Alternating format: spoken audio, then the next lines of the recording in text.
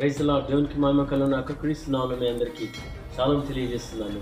దేవుని వాక్యం చెప్తుంది, సామెతలు 27వ అధ్యాయము 1వ వచనం ఏమంటుందంటే, రేపటి దినమును గూర్చి అతిశయపడకము, ఏ దినము ఏది సంభవించునో అది నీకు తెలియదు అంటున్నాడు. హల్లెలూయా.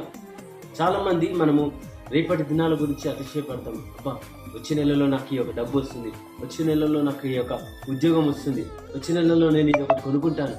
చాలా మంది కొన్ని అతిశయపడతారు, నాకు ఇది వస్తుంది, ఇంకా నాకేం తక్కువ, నేను ఏదైనా చేయగలను అని అనుకుంటారు. కానీ దేవుని వాక్యం ఏంటంటే, రేపటి దినం గురించి అతిశయపడొద్దు అంటున్నాడు.